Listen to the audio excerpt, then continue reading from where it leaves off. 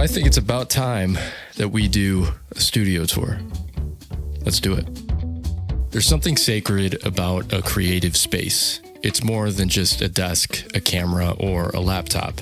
It's where ideas take their first breath, where visions become a reality. Now, I'm a big believer in how a creative space is really an extension of your brain. If you don't cultivate an environment where you can create at your best, I feel like it's like trying to write with both hands tied behind your back. Now, with that said, I have taken great pride in all the creative spaces I've had over the years, but this one has really become one of my favorites. I've taken everything I've learned over the years and I've implemented it in this room. And after a few months of getting this place set up, I think it's finally time to show you around. Now let's start with the most important part of the room, the desk. This is where the magic happens. Now the desk itself was built using a butcher block countertop from Home Depot, and then I used threaded pipe as legs. Quick side note, this is not the most cost-effective way to make a desk. You can definitely find something cheaper on Amazon. I personally just like having a strong, sturdy desktop. Now below the desk, I have a bookshelf and an Alex drawer from IKEA. The bookshelf is really just a black hole for things that don't have a place anywhere. And the Alex drawer houses a lot of stuff I use day to day. Cameras, filters, tools, notebooks. Not organized at all, but it's a work in progress. Now let's move on quickly to the fun stuff, the main recording setup. Something that was really important to me was making this shot look cinematic, which meant using practical lighting such as my desk lamp and bookshelf lamp. I only have one actual video light, which is my Amaran 60X mounted above as motivated lighting for my computer screens. This shot took a lot of trial and error, but I eventually came up with a shot that I'm really happy with. For recording, I use the Sony ZV-E10, which is held up with a desk-mounted camera arm. And for audio, I just use this Rode video mic with a DJI mic attached. I used to use a Rode Pod mic, but the process of setting it up with the Zoom H4n Pro and then syncing audio was just a bit tedious. Now, working our way around the room, in the corner I have a whiteboard for ideas, and below that is where I keep all of my tripods and light stands. I also have various things around my room that inspire me and that I feel like represent my personality, such as some old skateboards that I used when I was on my Become a Pro Skateboarder kick.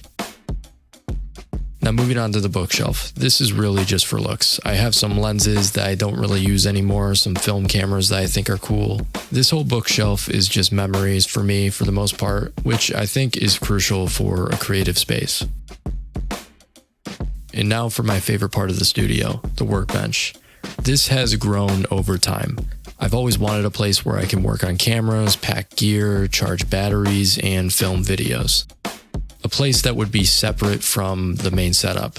All right, so for the charging wall, I have this plastic pegboard that I got from Home Depot. I believe it's 16 inches by 16 inches. I have two of them, and I'm going to place them on the wall like that.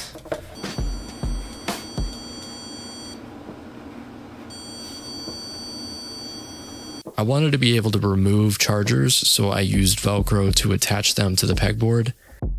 And then I added the tools. These are just tools that I use pretty often when I'm building things.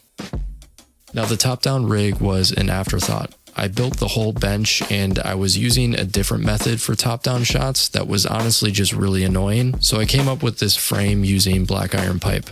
Luckily, my dad is a plumber and he has a lot of the pipe laying around along with the machine that threads and cuts it. So this didn't really cost me anything. And now I can just use a small rig magic arm to mount a camera to get a perfect top-down shot. Now before we wrap up, I just wanted to take a second to talk about something that helps me keep making these videos, my effects store.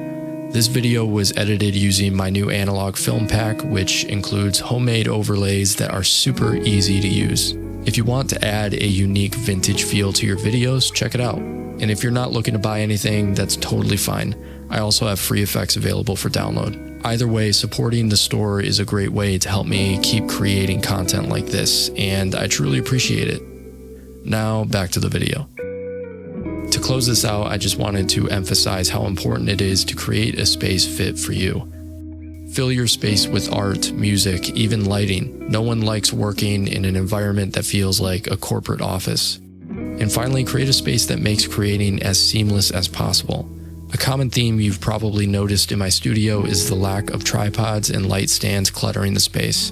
That's intentional. I wanted everything permanently in place so that when inspiration strikes, I don't have to waste time setting up gear. The less friction between an idea and execution, the better. If you're like me and you struggle to bridge the gap between ideas and actually creating them, ask yourself, what's one thing you can change in your creative space today that can make creating easier tomorrow? If you want to make more videos, you need to make it easier for yourself to create them. Anyways, that's pretty much it for this video. Thank you all so much for watching. Hopefully you got some value out of this. Let me know in the comments down below what you thought, and I'll see you in the next one.